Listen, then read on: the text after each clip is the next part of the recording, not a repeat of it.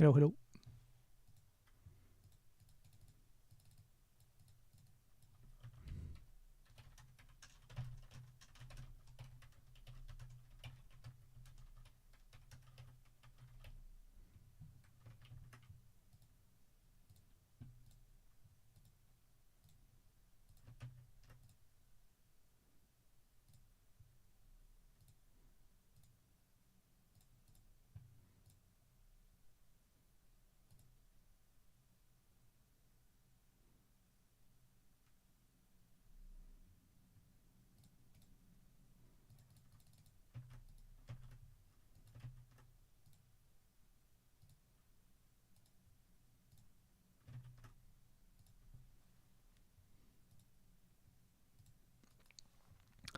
Okay, so I am applying to a job and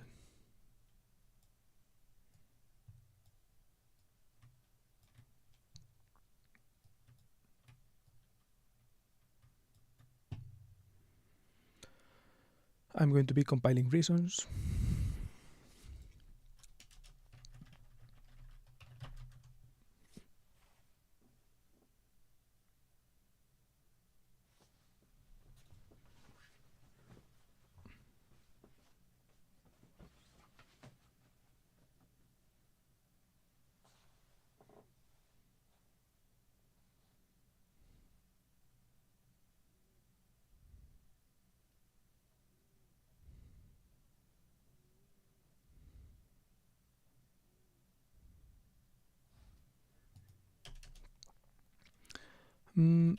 Gross retention edit way.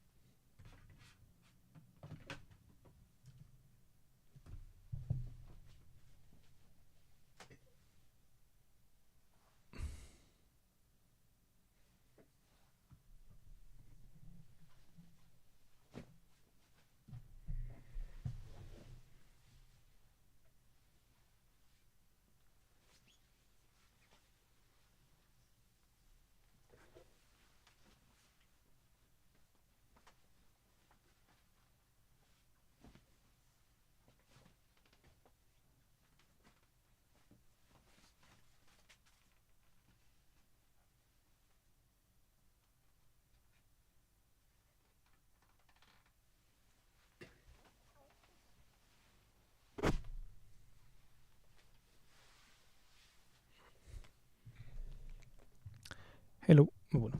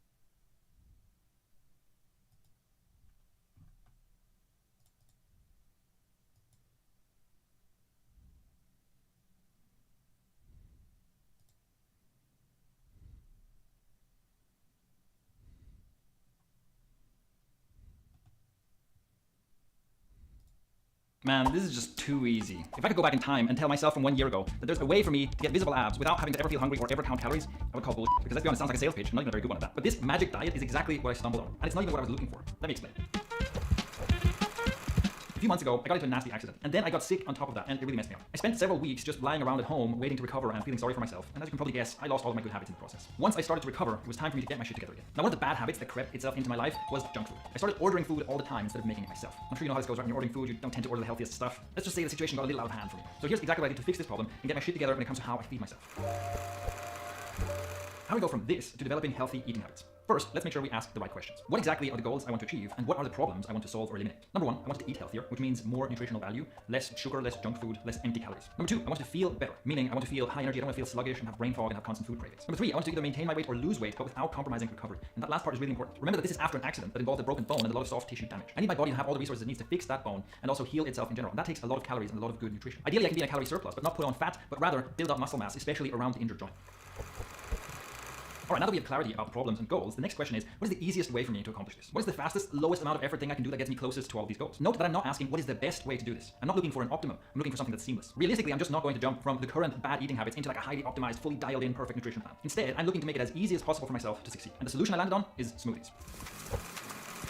Here's the plan. Every single day, I have one large smoothie as my first meal of the day. That's it. I'm not counting calories, I'm not restricting any food, I'm just having one smoothie a day. Now, you're probably thinking, how is a smoothie going to help with all the stuff I listed before? And that's because you're thinking of some fruity smoothie or some green smoothie kind of thing that you get at a restaurant. But I'm talking about something else. I'm talking about a grey smoothie. Here's how to make a grey smoothie. Get a large blender and add 2 bananas, 120 grams of blueberries, loads of spinach, really jam in as much as you can, a handful of kale, 1 carrot, 1 tablespoon of flaxseed, 1 tablespoon of chia seeds, 40 grams of protein powder, 2 tablespoons of peanut butter, and then milk or any plant-based milk of your choosing. Blend it all up and add a little bit of water as needed if it's too thick for your liking. As you can see, the resulting smoothie turns a shade of grey and it doesn't look super appetizing, but it is delicious. And what's even better, here's the nutritional profile of this smoothie. With just one meal, I'm hitting many key nutrition goals for the day, and it's mostly from whole foods. Some highlights include 62 grams of protein, which helps with tissue repair and helps maintain or build muscle mass. There's also more than 30 grams of fiber in this smoothie. Fiber is what some doctors call the most important and most overlooked micronutrient. It is key to a healthy gut and a strong immune system, and most of us are not getting nearly enough of it. 30 grams of fiber is more in one meal than the average American gets in 2 whole days. And as you can see, in terms of vitamins and minerals, this smoothie packs a punch. Note that on the average Western diet, you get nowhere near meeting all of these nutritional needs every day, unless you take a multivitamin. And the effectiveness of multivitamins is debated, to say the least. So getting this much from just whole foods is a huge win. Alright, so this grey smoothie is full of nutrition, but how do we go from that to easy abs?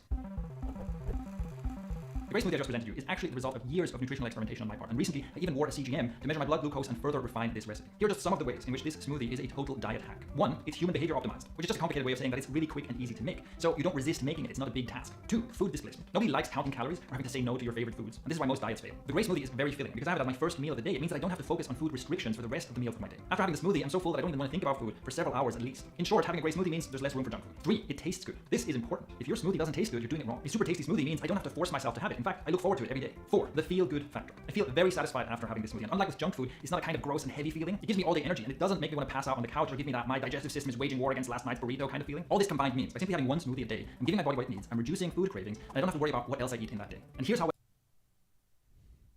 it worked. This is my physique after 100 days of gym without smoothies. This is what I look like after the accident and lots of junk food. And this is my physique after 60 days of gym with smoothies. This is why I can confidently say that having one smoothie a day is the ultimate. Man, this is just too easy. If I could go back in time and tell myself from 1 year ago that there's a way for me to get visible abs without having to ever feel hungry or ever count calories, I would call bullshit. Because let's be honest, it sounds like a sales pitch. I'm not even a very good one at that. But this magic diet is exactly what I stumbled on. And it's not even what I was looking for. Let me explain. A few months ago, I got into a nasty accident. And several hours at least. In short, having a grey smoothie means there's less room for junk food. 3, it tastes good. This is important. If your smoothie doesn't give me this is what I look like after the accident and lots of junk food. And this is my physique after 60 days of gym with smoothies. This is why I can confidently say that having one smoothie a day is the ultimate diet hack. But unfortunately, most people make their smoothies wrong. In fact, when I search for a smoothie and scroll through the results, it makes me cringe. Clearly, people need to know the power of grey smoothies. And because of this, I started a new channel called Smoothie Crush. If you want to know more about how to build muscle, lose weight, and biohack your health using smoothies, make sure to give it a follow. It's the first link in the description. Also, if you want to know how meal timings and sleep can fit into this picture to kick the effectiveness up another notch, check out the second link in the description. It gives you access to a free video in which I've condensed about 10 years of research and about 2 dozen books on nutrition into one simple program that you can start following right now. This man is trying to break 1,000 miles an hour on land. His name is Roscoe McGlashan, and Man, this is just too easy.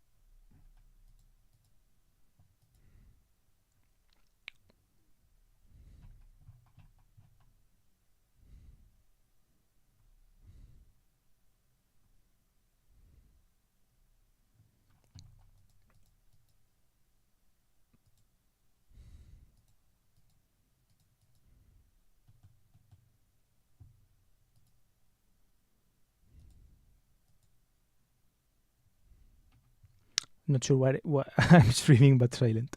I'm I'm I'm just thinking in my head about the things that I'm going to say.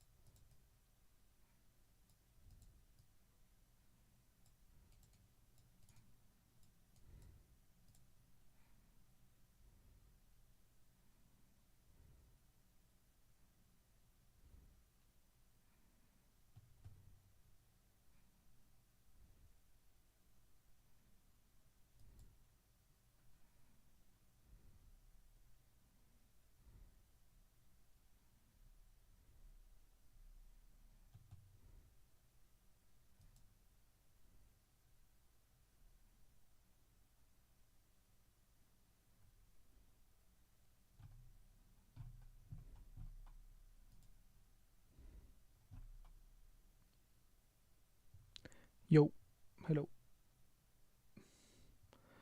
I'm yeah. What it says in the title, I'm going to apply to a job because I got tagged on Twitter.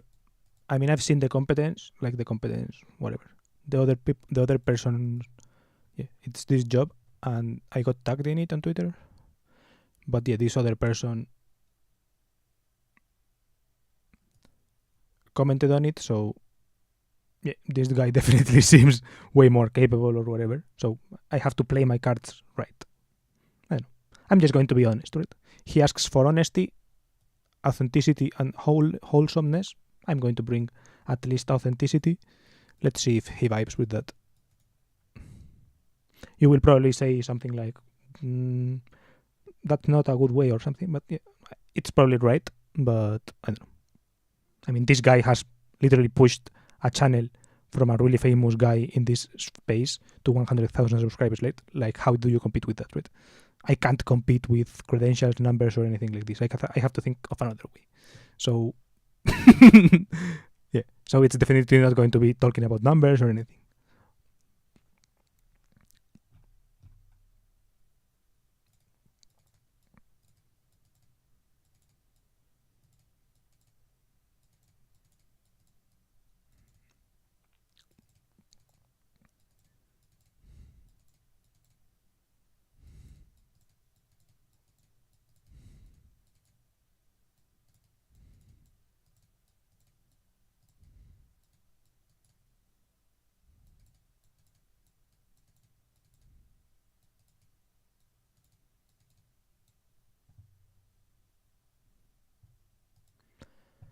And yeah, I don't know. I'm thinking, right? I basically want to show that I can do these things. The gather Okay, show my style. Okay, how do I think about YouTube editing?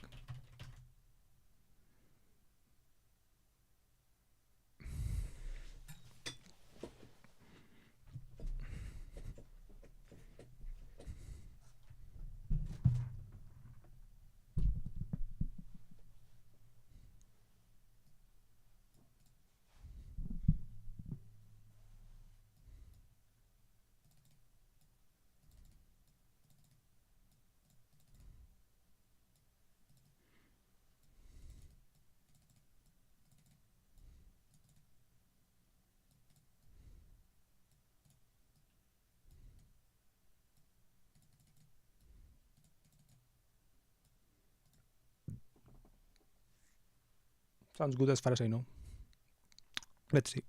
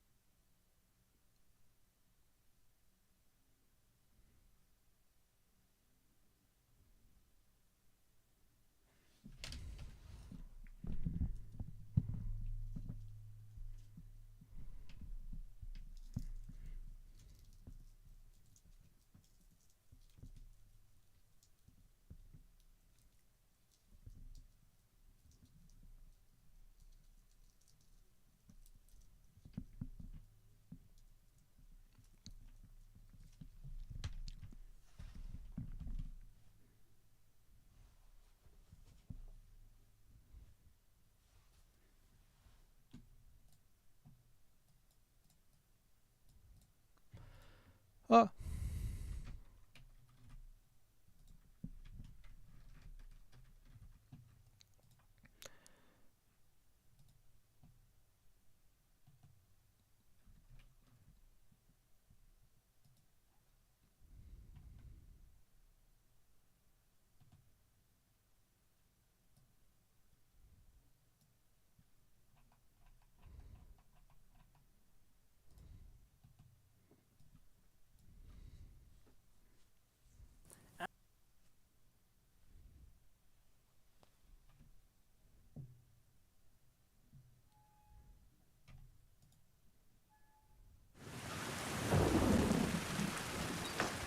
A, B, C. A, always be B, C, closing. Always be closing. Always be closing. If you want to be successful, if you want to make loads of money, you have to always be closing. You always have to go for the kill. Always have to go for the sale, right? That sounds like a familiar message, doesn't it? Always be closing is seen as the attitude of a winner. And if you don't have that attitude, if you don't have what it takes to always be going for the sale, well, then you're just a loser. And losers don't get coffee. Coffee's for closers only. but what exactly? Well, here's what I think would of he that. bring to In the short, table? the always What be would closing he- attitude makes for... What would his job be? What do you mean he? As the guy hiring, he just pays you, right? And he makes the videos, right? He's the face of the channel. phony, fake, and...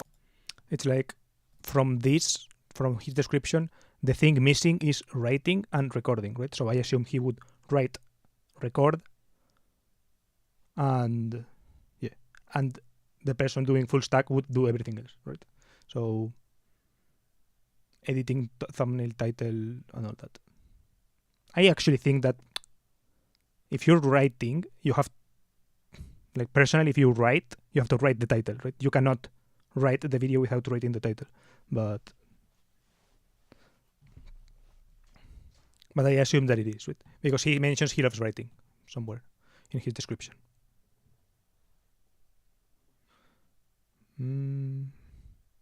somewhere I've seen that he mentions that he loves writing. Oh yeah, here.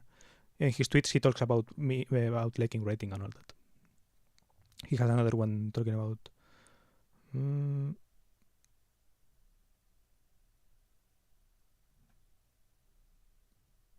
wow, I really love writing.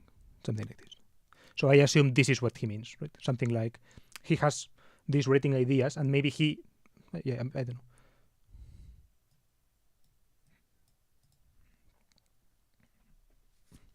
Okay, that is actually, thank you for highlighting that because that is something that I wanted to know. Yes, I didn't know the channel and stuff, so I got it now. Yeah, I didn't know it from before, but writing. I was doing last night. I looked a little bit about what he had going on. I, for example, didn't notice this channel until today, but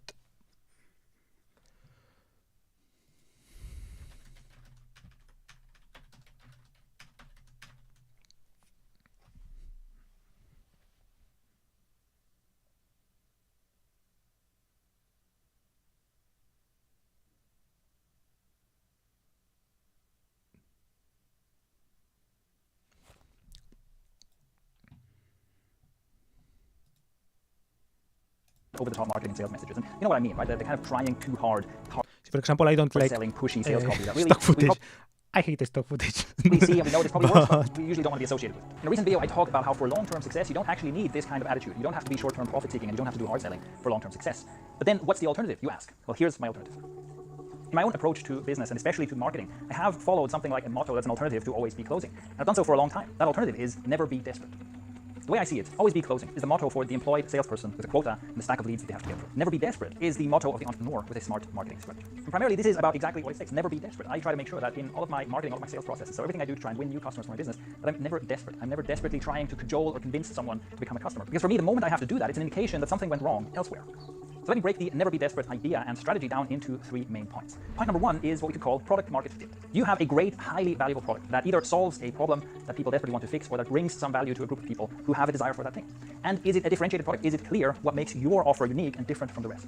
If that's the case, then you shouldn't need to be desperate in your applying some methods to apply with the right to product in front of the right crowd. All you have to do is clearly communicate the value of that product, and you can do so very calmly, and you will gain customers. So if that's not happening, that could mean that either there's a problem with your product, it's not the right product, it's not valuable enough, doesn't solve the problem, something like that, or that you're talking to the wrong people. So you have to go and talk to a different crowd of people. So if you find yourself in a situation where you're desperately trying to get the sale and you're basically using hard selling and pushy marketing tactics, then look for product market fit as a place to solve that problem. Point number 2 is that there's a difference between inbound marketing and sales. And I see myself as an inbound marketing person, not a salesperson. So what's different? Right? A salesperson goes out, knocks on doors, and then tries to talk people into buying their kitchen knife sets or whatever. Whereas inbound marketing, here the idea is that the people who are my potential customers, they come to me, not the other way around. And in fact, this is not news because that's exactly what things like search engine optimization and content marketing and a lot of social media marketing, that's exactly what they're about. They're about putting messages out there that lead the right people to come to you so that you don't have to go out and go to them. So yeah, I'm basically not saying anything new here, but I think it's a good reminder because it seems to me that in online marketing, a lot of people either forget about this distinction or don't realize that there's a choice. Yes, you can go out and be a salesperson, but you can also be an inbound marketer. I see this like two sides of a seesaw or a balancing scale. The better my product is, the better my product market fit is, and the better my inbound marketing work is, the less selling I have to do, the less effort I have to put into selling people and pushing people to buy. But there is one counter argument that I'm sure someone's already busy typing in the comments, which is that yes, even given with all this, even if you have the perfect product market fit and so on, harder selling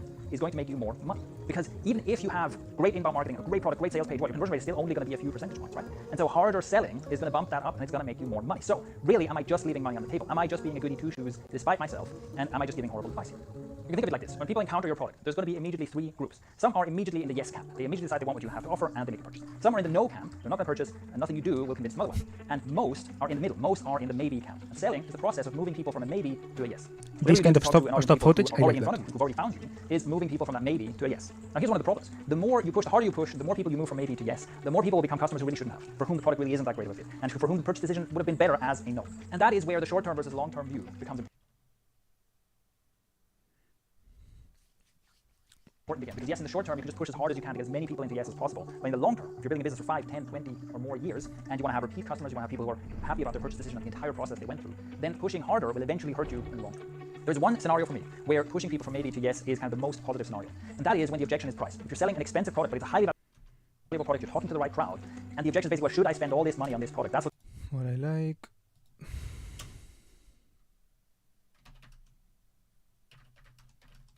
Of stock footage, traffic light.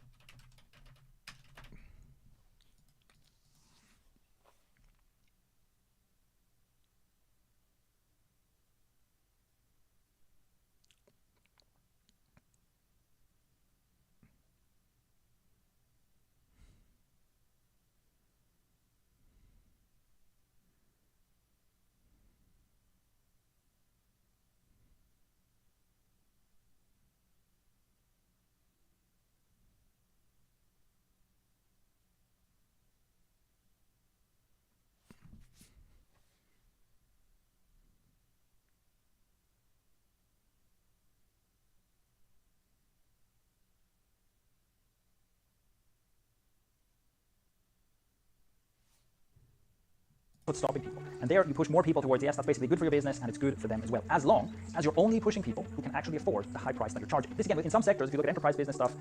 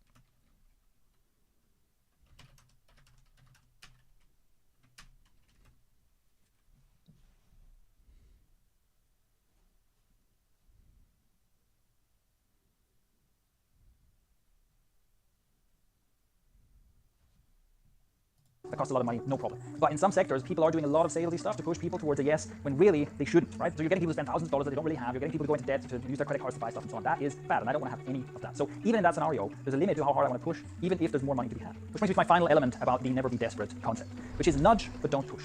The way I see it, yes, you have to move people from the maybe to the yes zone, and I will always do things to nudge people towards a yes. That's what good copywriting is for, that's what good content marketing does to some degree, and that's what things like time-limited offers are for, which is something I've done in my business for a long time. But all this can be done while being totally above board and honest and without making any false promises, without any of that stuff, and without really pushing hard. So again, basically you can do this without being desperate and trying to get people to buy something. Because I believe that if you have something that's truly valuable and you're talking to the right people, you don't need to basically desperately push or beg people to become customers.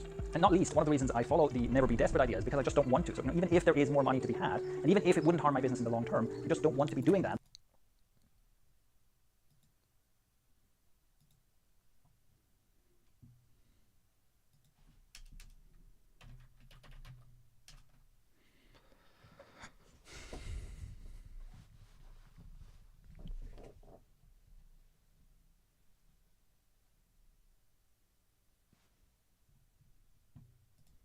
And I have a choice not to do that because my business is strong enough, it's profitable enough, and there are enough people out there for whom it is a perfect fit, for whom it is an immediate yes, or for whom it is a yes after a slight nudge, that I don't have to go and cajole people into buying my thing. So instead of investing time and effort and resources into pushing harder, I would much rather invest time and resources into making a better product and finding more of those countless people for whom it is exactly the right match. So that's my take on hard selling and the always be closing attitude. I hope you found this useful. Let me know what your thoughts on this are by leaving a comment below. And hey, while we're at it, if you want to see an example of non-pushy sales, go check out the sales page for my productivity course, Focus and Action. I'll link to that below.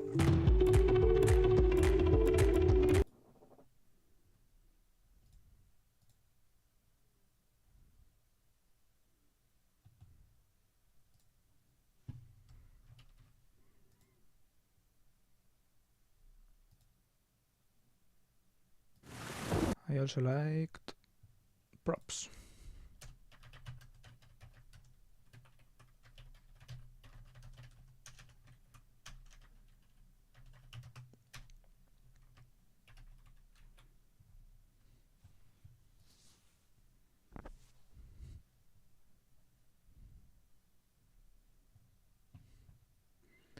Okay.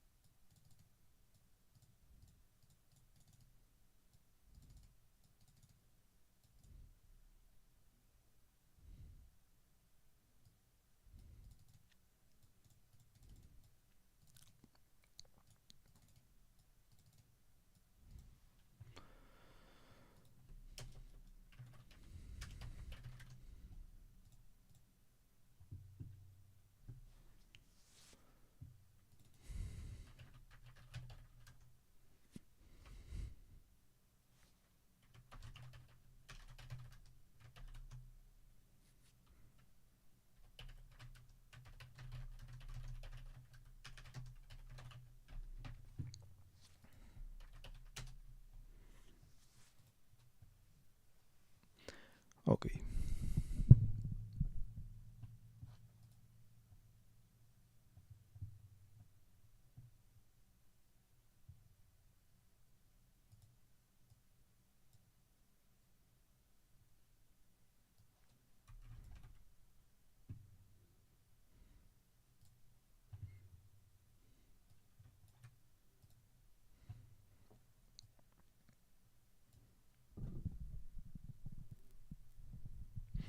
I think I'm going to start recording already.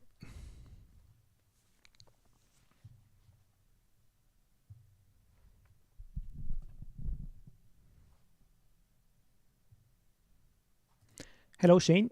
My name is Juan, and this is my application for your position for a full stack YouTube guy, basically.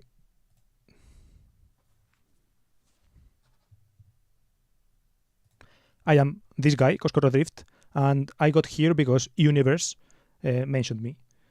And I think she did really well in mentioning me because this fits a lot of the things that I think I pay attention to.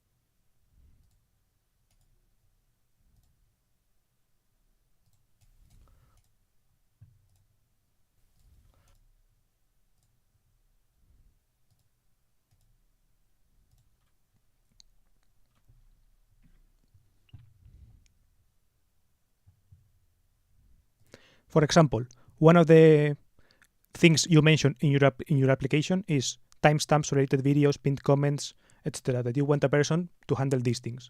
And as an example, I've pulled up like several of the videos that I've made, and as you can see, every description is full of the links that I use in the videos. Everything is timestamped, like highlighting the ideas and all this, right? So I consider myself a person with decent, you could say, informational architecture or something like this.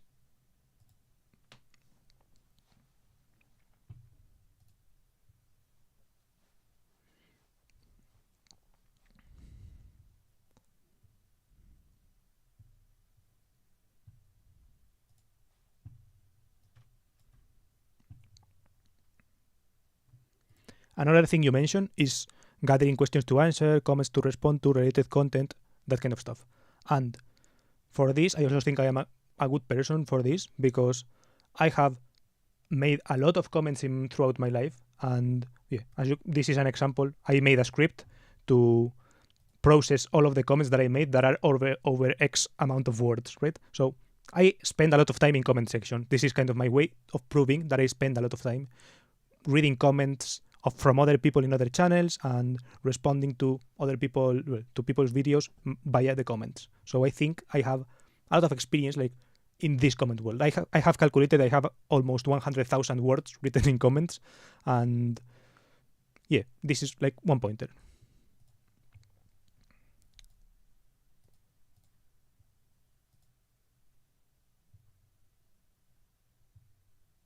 I don't know, some random anecdote. I just like clicking the bell, for example, you can see that I get usually a lot of replies from the people that made the comments and all of this. Right? Like I am pretty active in the comment section. I like seeing this.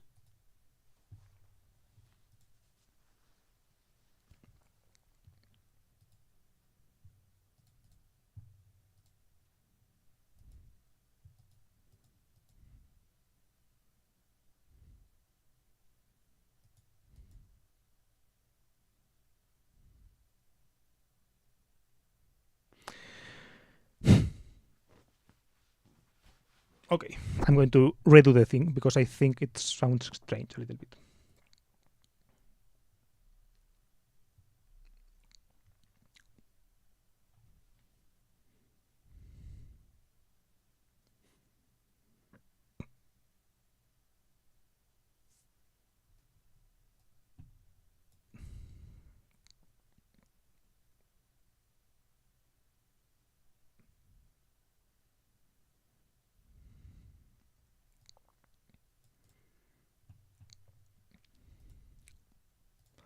Okay, so start.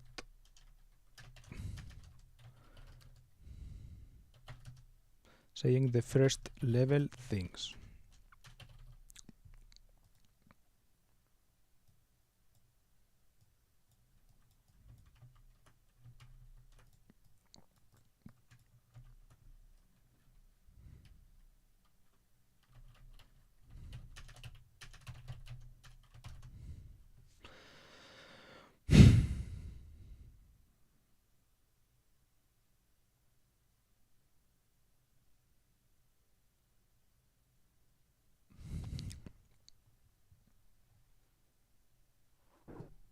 what do people say for this kind of stuff? Break a leg. Yes, I think in the US they say break a leg.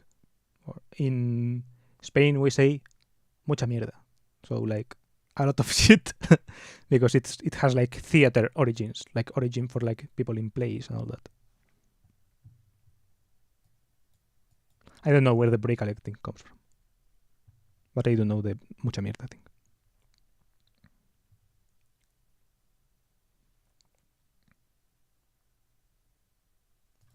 Hello Shane, my name is Juan and this is my application for your full stack YouTube guy basically. I found this application through Universe and she tagged me here and I think that she did well tagging me because of what I'm going to explain now.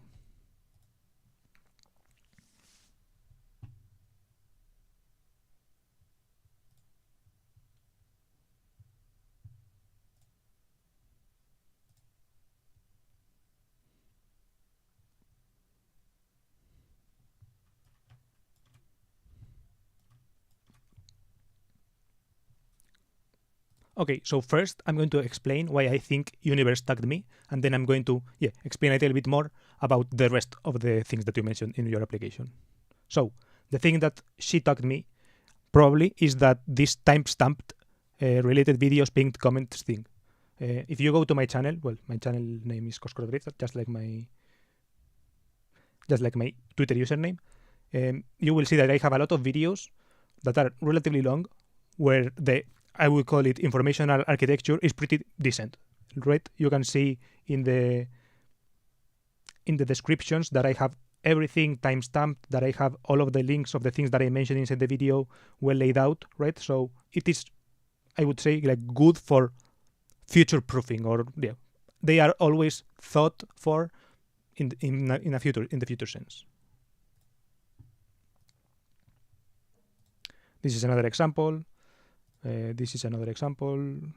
Yeah, this is another example. In general, many of my videos that are above a certain length, if they are under 5 minutes long, I usually don't do this. But for most of my videos that are relatively long, I do this.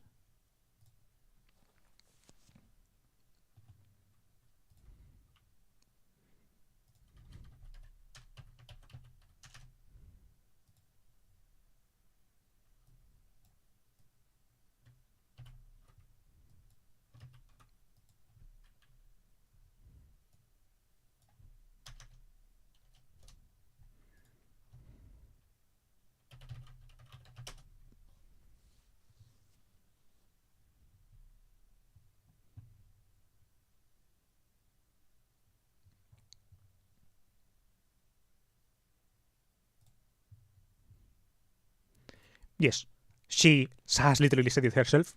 For example, I think I've said it before, but nobody is doing timestamp like Coscrodrift. Truly an expert at his craft. And yeah, this is another video of her, another comment of hers commenting about it.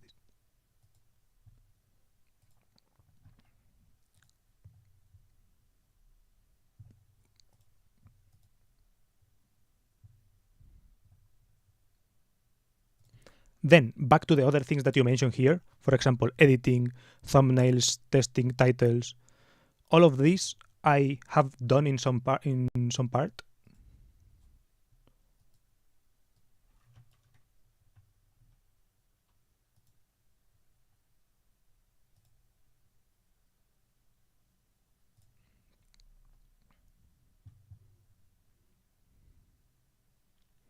If you scroll through my YouTube channel, you will see more or less what do I do in terms of titles and thumbnails. This is more showing my titles and thumbnails game, right? I try some different things. Most of them are pretty regular and pretty easy to make, but some of them have a little bit more thought behind it, especially from when I was beginning to make this 100 video series. I did make like a series of 100 videos. Yeah, this is like a bit more thumbnail action.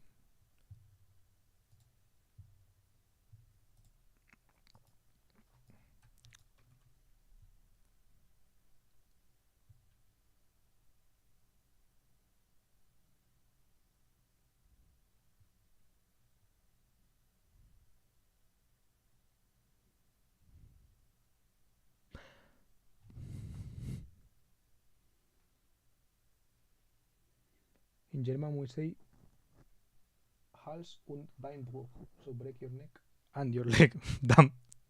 She's got a point. She does have a point.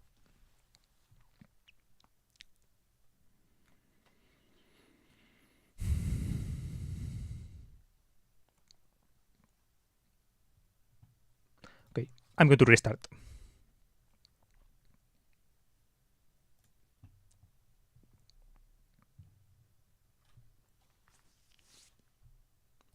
Hello Shane, my name is Juan, and this is my application for your YouTube full stack guy.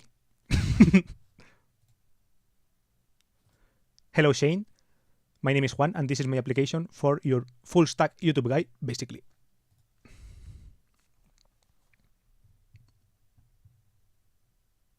I'm going to start with how I found you, which is this tweet. Universe Sweetheart here tagged me, and I'm going to explain why she tagged me in this tweet.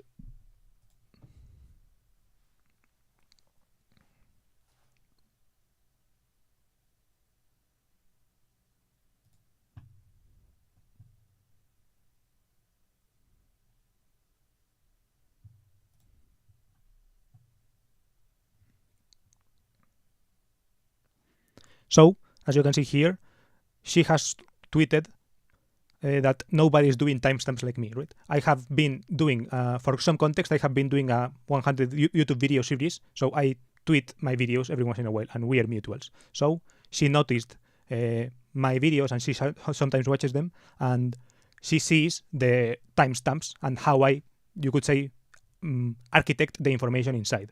And I think she appreciates that. That's why I assume she thought of me when she saw your application that mentioned this timestamping and these things.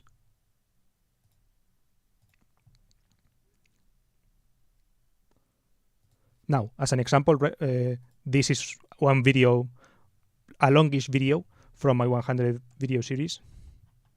And yeah, as you can see, everything is pretty well architected. Everything that I mention on the video itself is linked, and everything is timestamped. Then yeah, I do this pretty often on most longest videos, right? On most long videos that I publish, I do this. I try to do this. Not in every one, but I would say that like 90%, or probably in the 100 video series, the videos that are over 10 minutes long, every video, I've done this. Then after the 100 video series ended, maybe I have not done that every single time, but probably 75% of those times. So I probably have like over 110 videos where I have done this thing, right? I don't know. Of this architecturing thing.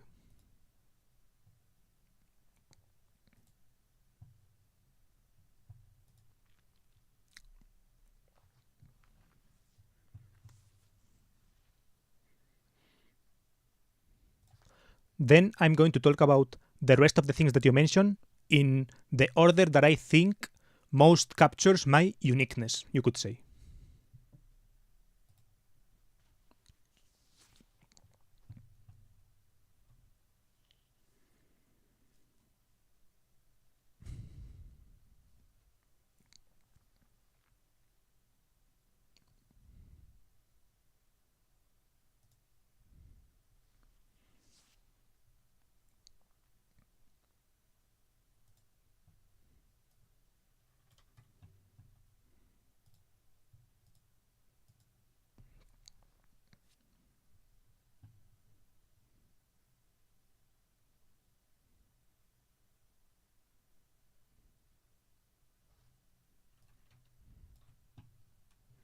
The first thing that I thought of when you mentioned this was the gather questions to answer, comments to respond to, related content to feature part.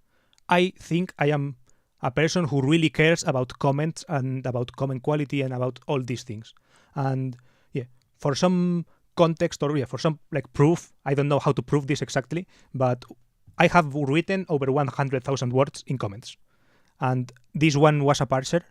I made a script to parse like all of the comments that I've made, and yeah, this like the set of comments is until 2022 because I have not like run the script yet. But yeah, at this time it was over 100,000 words on comments that are over 1,500 characters. So yeah, I have a lot of comments that I've written. So this is like to show that I spend a lot of time in comment sections.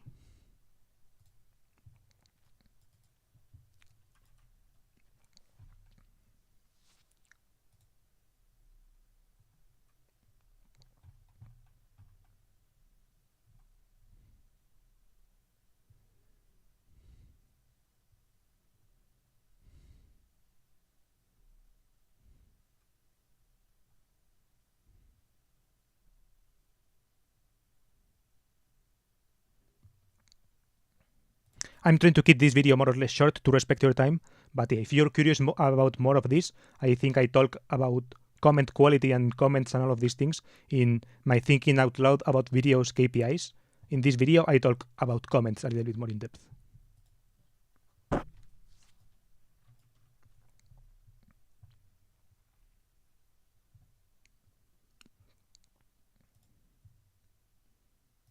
Then the next thing that you talk about is editing. Well, let's start with thumbnails, titles, and yeah, to me that's kind of one thing, and maybe content ideas, right? That to me is more or less the same thing. It belongs in the same category of thing, and you can see more or less what my approach to that is and how it has shifted over time by basically scrolling through my YouTube channel. Most of them are no thumbnail, basically. And I guess the idea is just me sharing something, right? So I think that shows my approach that is, I guess, laden with authenticity. Not sure if wholesomeness, but it is basically me authentically showing what I think, right? Just basically a diary or a journal. But I have tried a lot of different things, right? So I have tried some things that are more representative of the idea of the video.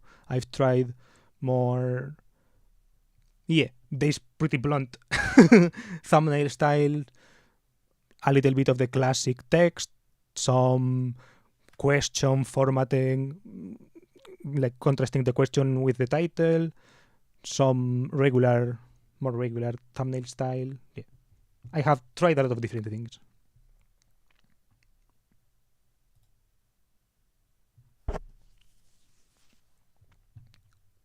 And same with the titles, right? You can see that the titles vary depending. Some are like more to the point, some are just more journal-like.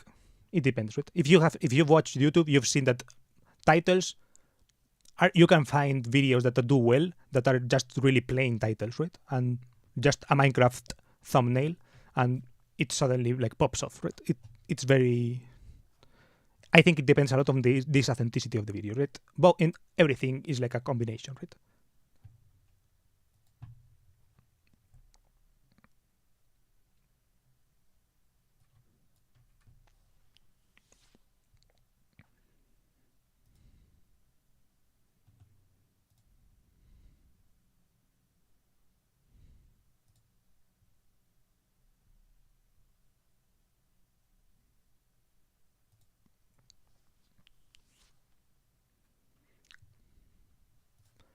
Then you mention editing.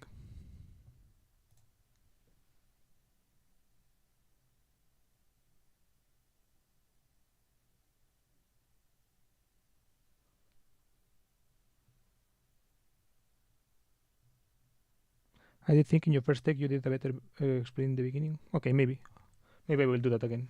I will finish this little take and maybe redo it and then check which one I like better.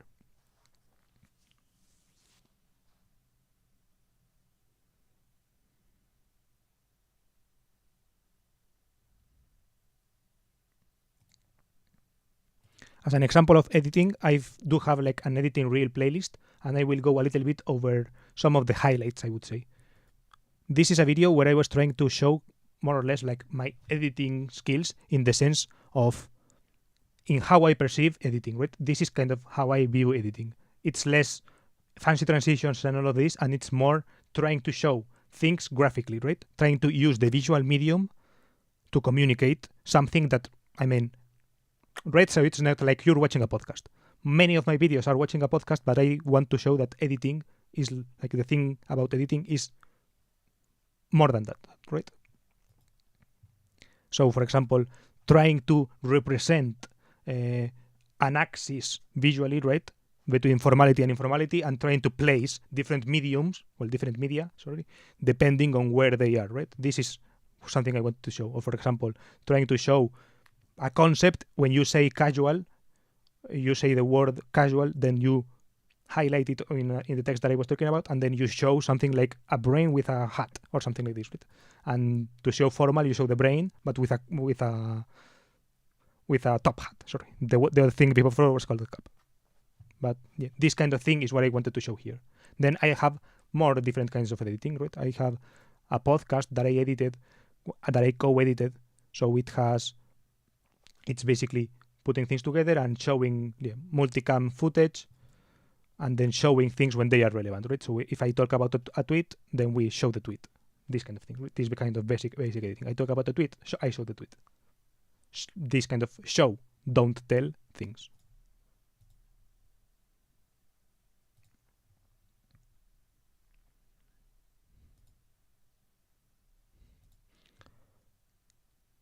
And I also add this Mr. Beast clip that I cut that has like 500,000 views, because I don't know, I always liked some kind of seeing what to upload is also a way of editing, right? So seeing if something is going to resonate, I do like to prove that I do have some of that, right? My YouTube channel is not only journaling, it's also, I do try to have, at least sometimes, I do have this sense of, oh, maybe this resonates, right? And I put it up. So I want to show that as well with my editing style.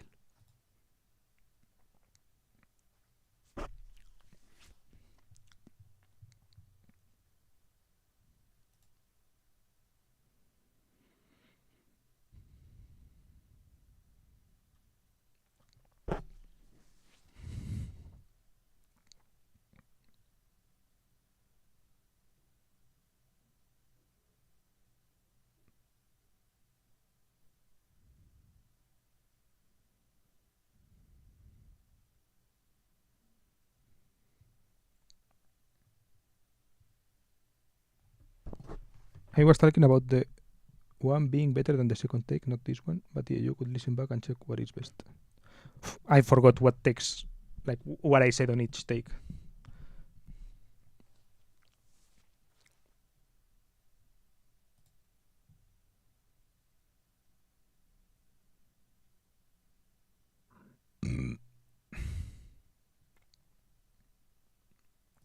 Then some general comments about the rest of the application. For example, captions for podcast episode. I enjoy the podcast medium, and I consume a lot of podcasts, so I think I'm suited for this, but I don't know what else to say about it. Content ideas. I think as you have seen from my channel, I do have a lot of ideas. I'm not sure if they are like brilliant ideas. That's the problem, I guess. But I don't have like proof of virality of the ideas. But I do watched a lot of YouTube as well, and I do see what's happening, right? So I think I've watched a lot of variety of YouTube, but this is a more, you could say, subjective thing.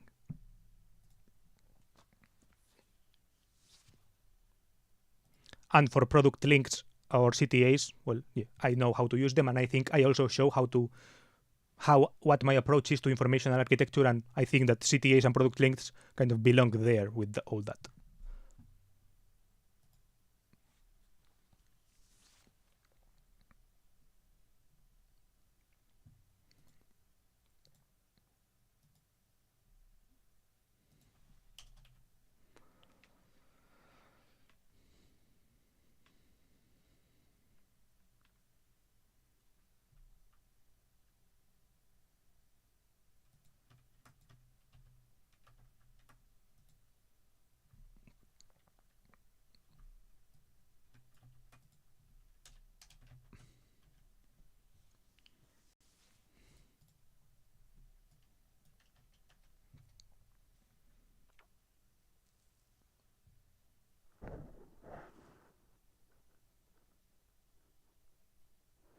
I have nothing better to do than to listen, so maybe I pick up some stuff.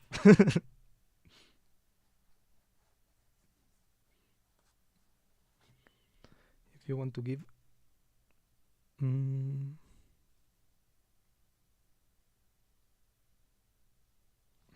No. editing.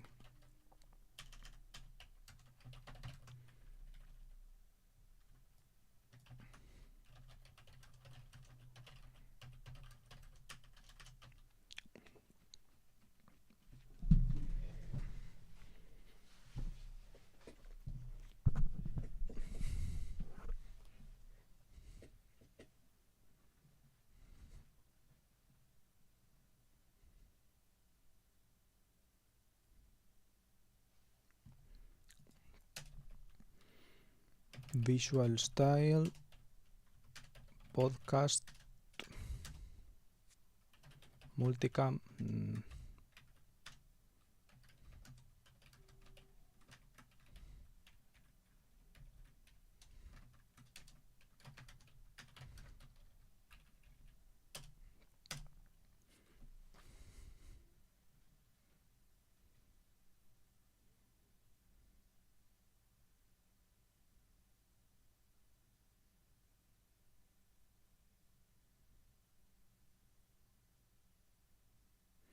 And Mr. Beast clip.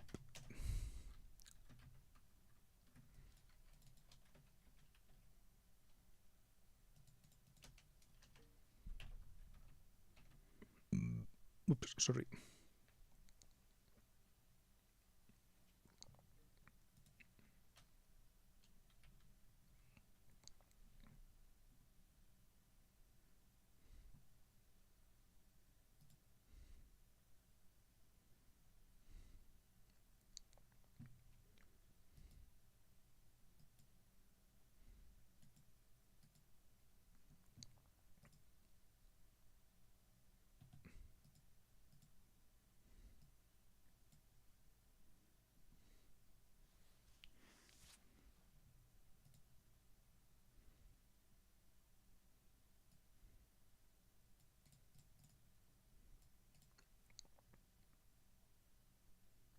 Then I want to talk a little bit about what do I like from you. And yeah, the first thing I like is that Universe tagged me there. So I don't know, I trust her and I trust who she follows and what gets in her network more or less. So if she tagged me there, I do trust that. So first thing that I trust. Then this is, I don't know, and also for context, I did not know you from before. This is all on research that I have just done. So then the next thing that I like is that you mentioned here specialization is for insects, and I related, right? You can see that my channel, I've shown that I talk about basically it's a journal, so I talk about whatever I want, and yeah, I like that is your vibe as well. I fuck with that. Then I like your love for writing. I have seen that you have talked about liking writing, and I relate to that. And I would like to be someone who helps shine that, right? And who helps you maybe focus on writing and try to bring that to light and to the public, and to publish more, right? To get you to publish more in more media, you could say. Then I've been watching some of your videos, and I liked some of the things. For example, I don't tend to like stock footage, and there is a lot of stock footage usage that I don't like. But some stock footage usage that I do like, for example, is this kind, right? I think this fits this kind of show don't tell vibe, and this traffic light bit, for example, I liked it. Using stock footage, but in a more creative way. I like that bit, for example. Another one is your willingness to use props. I've seen your video about abs, this one, and I like how you use all these Uber Eats props. I found it interesting, and I like someone who has this willingness to use props and to do it Alex Hormozzi style, right? To do this more visual show don't tell style. I like that.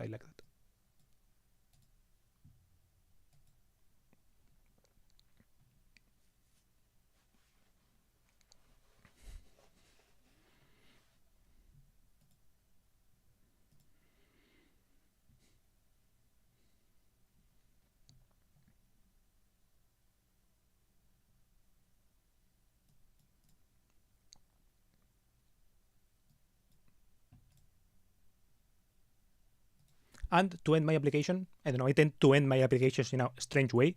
So this one is, for example, am I applying wrong? And I don't think so, right? I think that maybe this is an unconventional application, but I think I show the most important things, for example, honesty. And that I talk about like some more important and like unique things, and it's hard to show some of these things, right? So I try to show whenever I can, but I talk about it at least. And yeah, it also, I think, if you're willing to listen, it shows me that at least you're like vibing with the type of communication that I do, right? So I think that's a good signal.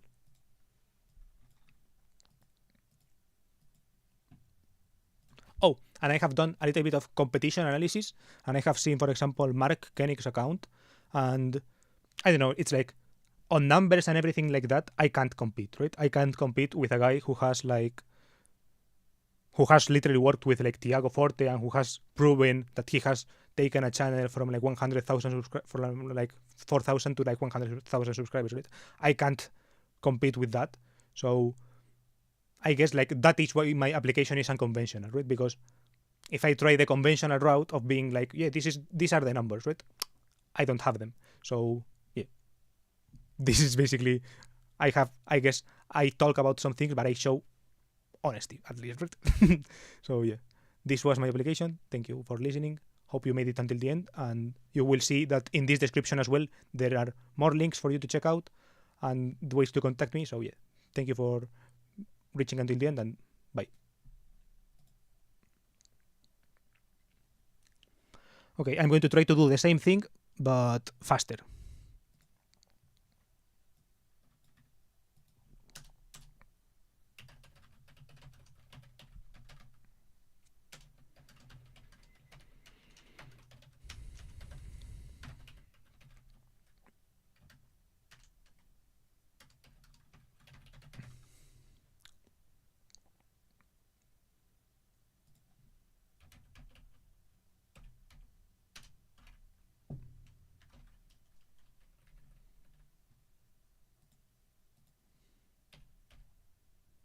Morning.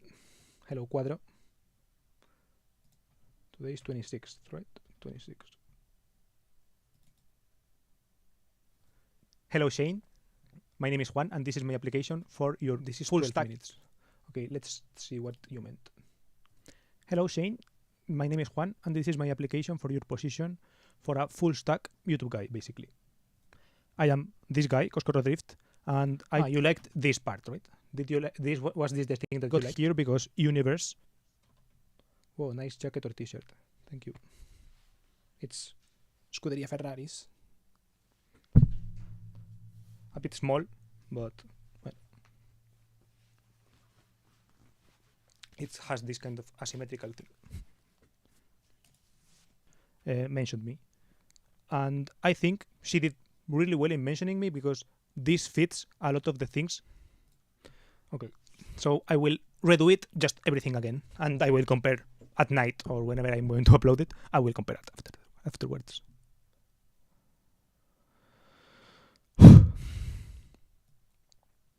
Okay, but I'm going to watch this one final one until the end because. Hello, Shane. My name is Juan. And hello, Shane. My name is Juan, and this is my application for your full stack YouTube guy, basically. I'm going to start with how I found you, which is this tweet. Universe here tagged me, and I'm going to explain why she tagged me in this tweet.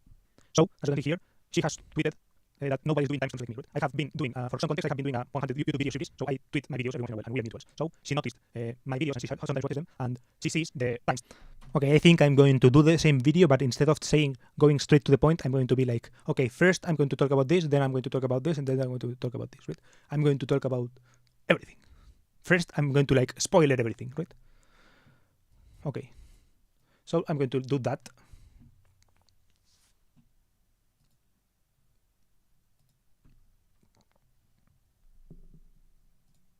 Right now.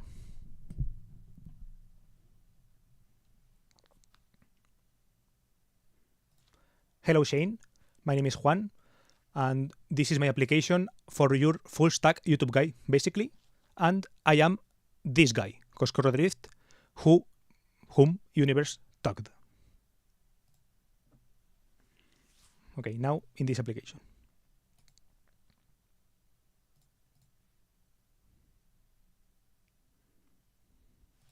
I'm going to first talk about the requirements that you mentioned and tying it to why universe tagged me.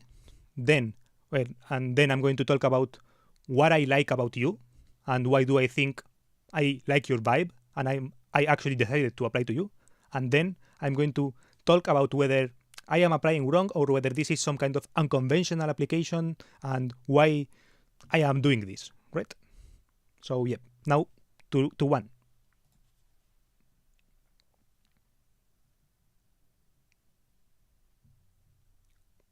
Okay, one. Why the requirements? First requirement that you mentioned here is, well, one of them is fuck.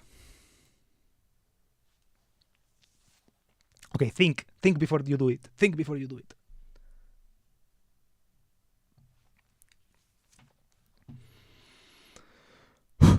But I liked that intro. That intro is decent, I think.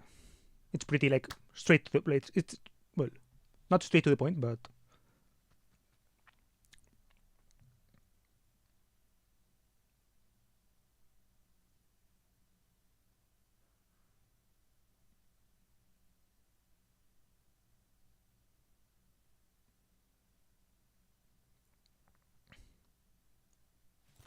hello Shane, my name is Juan, and I am applying to this full stack YouTube guy position you just posted on Twitter yesterday. And I am this guy, Coscorredrift, whom Universe tagged.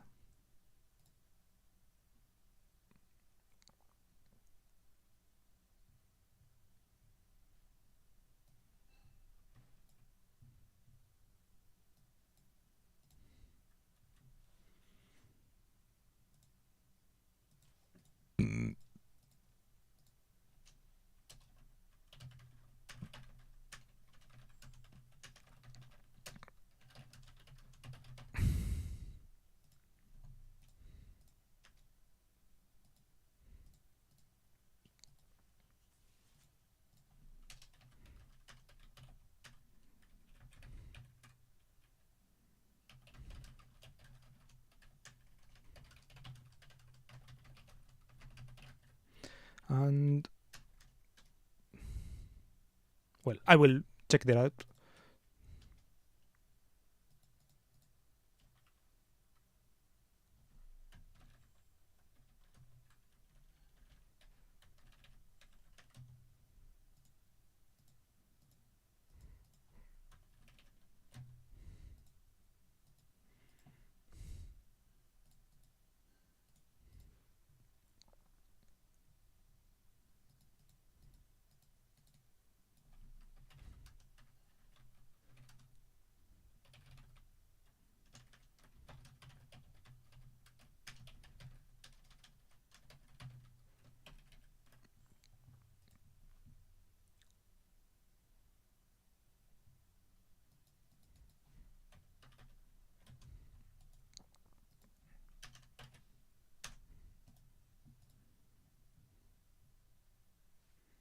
In this application, I am going to talk about first the requirements that you talk about, but also tying them into why Universe tagged me and why do I think I fit those requirements.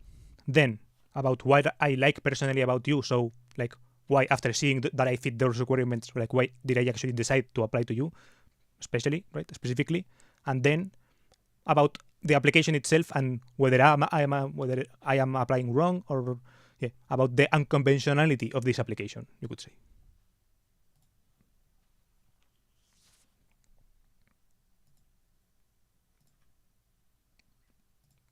And how you could say, architect the information inside. And I think she appreciates that. That's why I assume she thought of me when she saw your application that mentioned this timestamping and these things.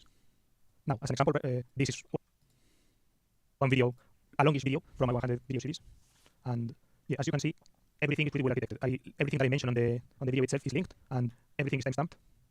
Then I do this pretty often on most longest videos. Right? On most long videos that I publish, I do this. I try to do this. Not in every one, but I would say that like 90% or probably in the 100 video series, the videos that are over 10 minutes long, every video, I've done this. Then after the 100 video series ended, maybe I have not done that every single time, but probably 75% of those times. So I probably have like over 110 videos where I have done this thing, right?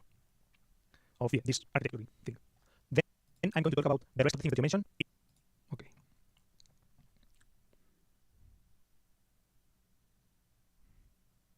So one thing that you mentioned here is called timestamps, related videos, pinned comments, and that is the reason why I think Universe tagged me. So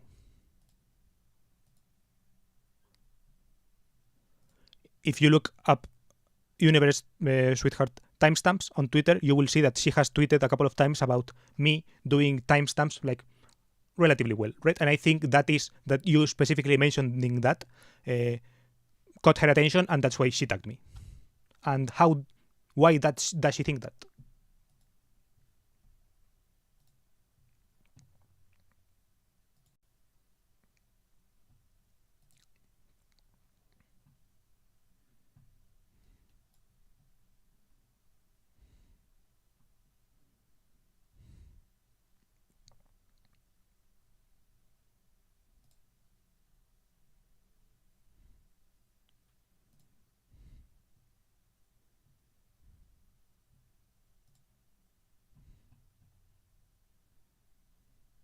So for some context, I have done a 100 video series, right? So I have a lot of videos that I have uploaded and I have posted on Twitter, right? And when I post them on Twitter, I also post the timestamping, so people like know what they are about.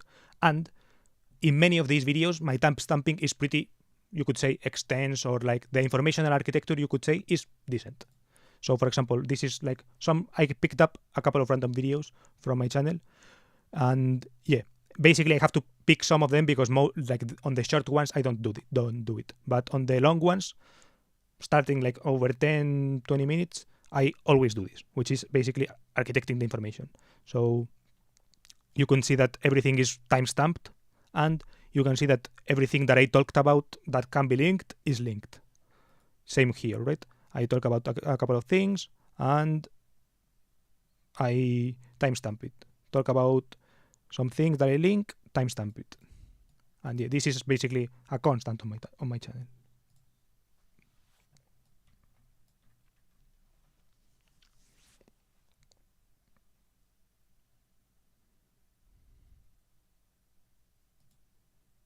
Okay.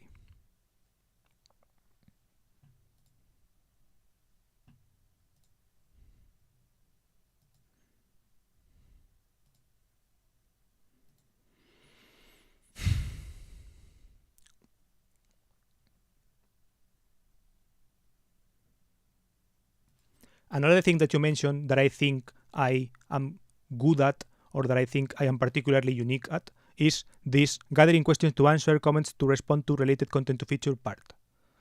Because I am a person who is really active on comment sections. I thought of how can I prove this, and I remembered that I am building a site of the YouTube comments that I've made, because I have over 100,000 words on YouTube comments, and so I am trying to like post them outside of YouTube, right?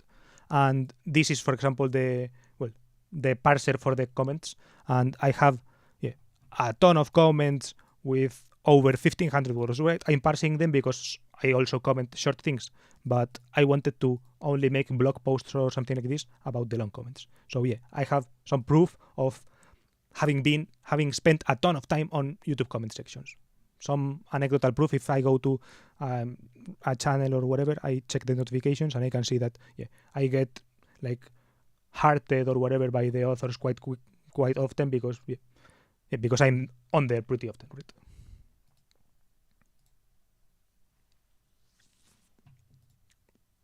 In the order that I think most captures, this one was a parser. I made a script to parse like all of the comments that I've made, and this like the set of comments is until 2022 because I have not like run the script yet. But I'm going to keep this video more or less short to respect your time. But if you're curious about more of this, I think I talk about comment quality and comments and all these things in my Thinking Out Loud about videos KPIs.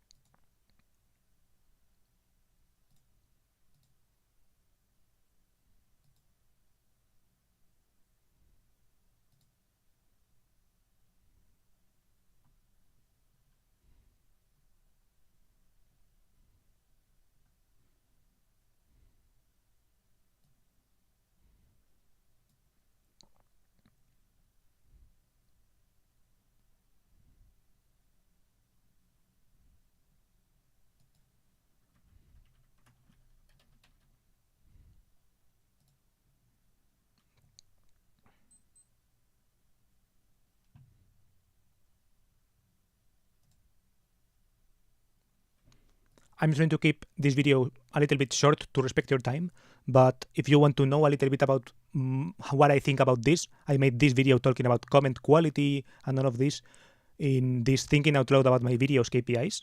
In this one I talk about comments, and also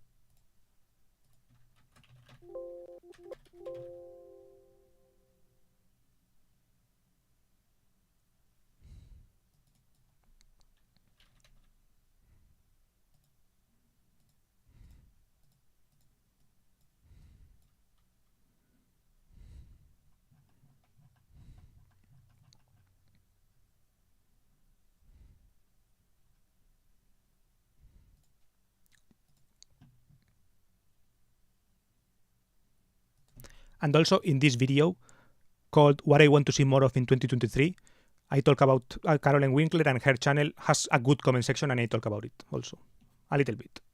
I will link these videos in the description.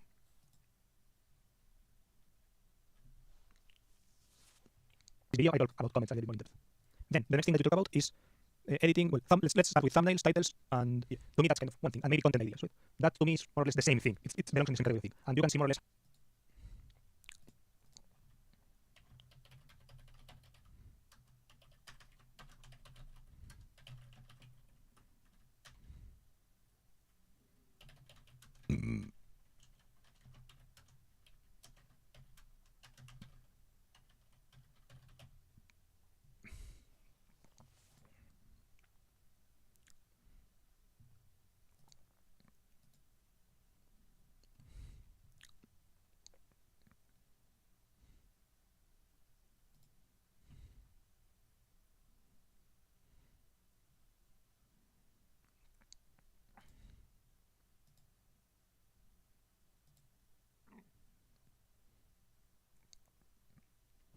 The next thing you talk about is editing. So I wanted to show a little bit of my editing reel to show what my style is.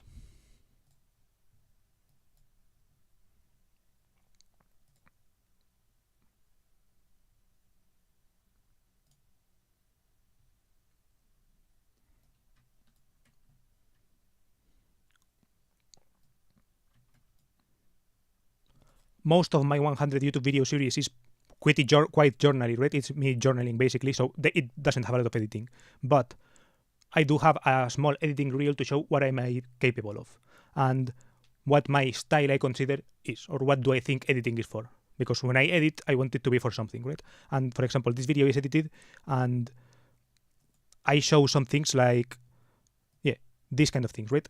Casual versus formal relationship, and I try to make that an image, right? I try to show instead of telling, right? Instead of writing the text casual and formal, I put an emoji and a couple of emojis battling, right? That is how I try to show things. So for example, here, I try to show things using a chart, right? Using an axis, trying to show where several of these things are placed on an axis and how it changes over time. All of these things, right?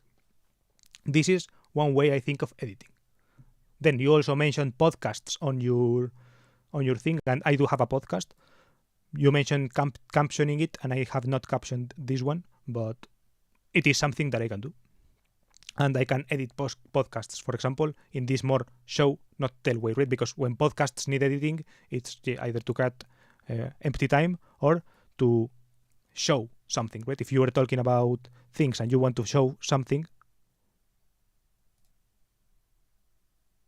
let's see.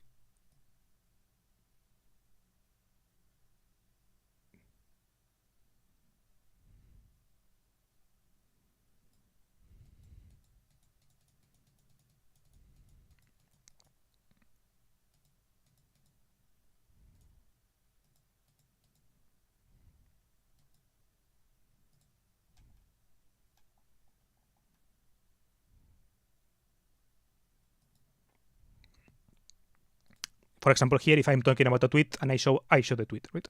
This is the kind of show not tell kind of thing that I talk about.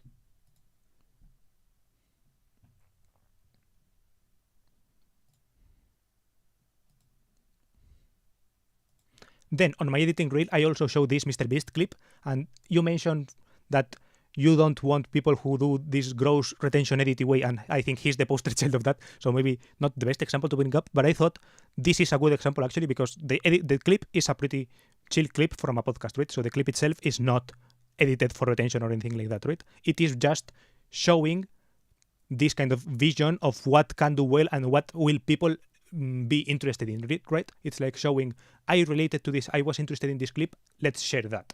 I think this is a clip that shows that I have that kind of vision as well, right? And I think it was rewarded in this case. In most of my videos are don't have a lot of views, but this one does. That's why I included it here.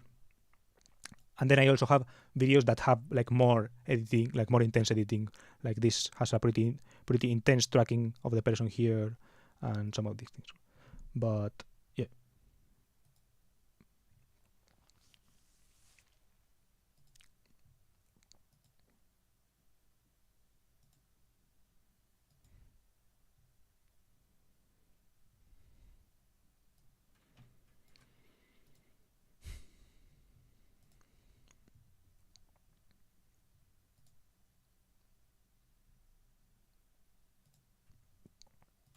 Then you mention another more requirements that you mention are thumbnails and thumbnail testing and title testing. And I think I've done my fair share of that on different kinds of videos, right? I've tried to experiment with thumbnails in different ways, tried to make easier thumbnails or tried to make harder thumbnails. I've tried to make simple ones with face, a lot of different kinds, right? I've used artificial generation, like AI, back at the beginning when AI was pretty bad, for example, in this one. Yeah, I would say that my channel is the best showcase of this.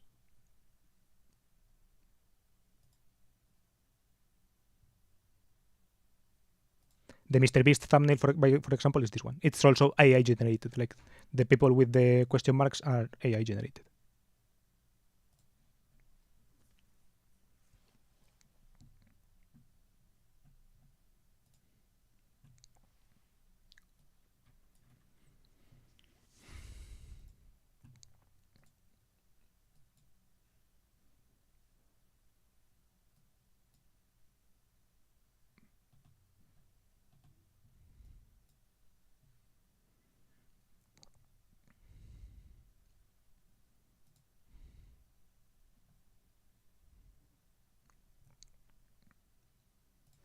Okay, now I'm going to move into the second part, which is what do I like about you personally, and some things that I just noticed because I don't know you from a long time ago. I like that Universe mentioned me in it, but I don't know you personally. But I do like your vibe from what I've seen. For example, this specialization is for insect part. I think I vibe a lot with that. As you have seen, my channel is basically my journal, so it is not very very thought out in that sense, right? I have some moments where I show that I can think out things, but in general, I think I show this specialization is for insects type vibe. I am very wide on whatever I attempt on my personal channel, at least, right? Then you also mentioned your love of writing, and I do like people who like to write. I also like to write myself, but if I can help someone who likes to write, make YouTube videos, in like make well-written YouTube videos, and I can bring that a little bit of the spice of this show not tell part, this is a task that I really like. So yeah, this is another thing that I liked about you, the thing that I have gotten to know you about in this short time. Then I like some uses of your stock footage that you do, right? So I have watched a couple of your videos, and I like the style in general, right? I think that what you're doing is interesting. This is a pretty old video, I guess, 3 years ago, but I like that you were trying to do these things, right? You're trying to use stock footage in interesting ways, also in uninteresting ways, in my opinion, but also in interesting ways. And you are, for example, this traffic light to say maybe and to say yes and to say no, right? It is like the thing that I talked about of my editing style. This is basically the priority, right? To show something that is not just strictly told. And then another thing that I liked was your video where you show your abs. This one, yeah. This one, you show a lot of props. For example, all these Uber Eats things. And this reminded me of Alex Hormozzi. I think you mentioned him on his channel as well. And I liked that vibe as well, right? I like this willingness to show props, this willingness to show and tell. To show, not tell, sorry. I like that a lot.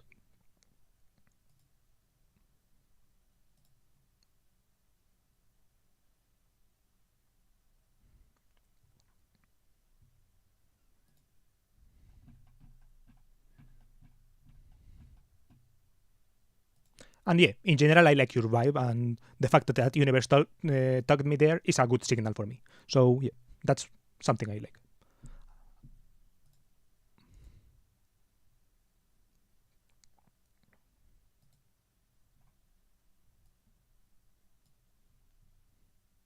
And now I want to talk whether am I applying wrong, right? Whether I am applying wrong or something like this, right? And I don't think so, right? I think that even though this is an unconventional application, I think it's required for me for the things that you talk about. For example, you talk about honesty specifically, right? You want to make this kind of down to earth. Let's see the quote.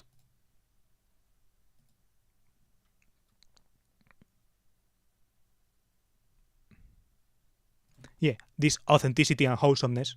I think the best way to communicate that is to showing, not to telling, right? I can't tell you how I am honest or whatever, but the best way is to literally show you, telling like pretty plainly and pretty like face to face something about like why do I belong and why do I like you, right? I think this is like as honest and as authentic and as wholesome as it gets, basically.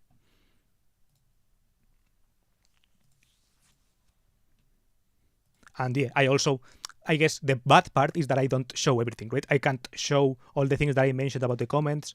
They are hard to show, right? But so I guess I talk more about them. But I show as much as I can, and I talk about what I also can. And then also, I think that if I talk a little bit and you watch this until the end, I think that shows me that you are willing to sit through an unconventional application, and that is a good sign, right? I think that's important as well. I also do it because of my own, like for my own sake. And yeah, also I have done a little bit of a competition analysis, right? So in this tweet, I have seen this Mark Koenig tweet, and I have to say that, for example, I am obligated to do this unconventional application, right? I don't have the credentials that, for example, Mark has. Mark has this fucking has helped Tiago Forte, which is like this fucking legend in this field, to go from 4,000 subscribers to like 100,000, right? I don't have these kind of numbers to show that I don't have this proof. So I have to take the unconventional route to try to convince you to hire me. So yeah, this is basically what my approach regarding Mark is, for example.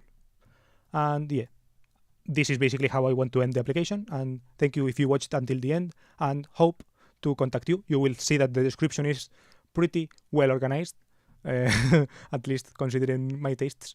So yeah, thank you for watching, and bye.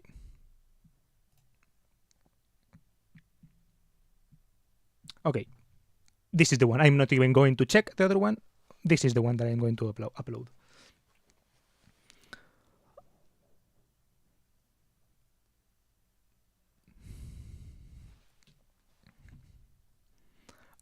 I mean, if I were him, I would probably hire the other guy, right? I would probably hire these guys. Like, I like numbers, but I don't know. Maybe, who knows, right? Maybe I would take the chance. And yeah, I think I'm going to end stream here for today. I'm going to drink water now. I am tired of talking. And yeah, thank you for having been here and for having watched this. I see that there are 3 people. I'm not sure if it's true or not. I don't think so. Yeah, I don't think so. But yeah, thank you, Hanyo, for staying until the end, and goodbye.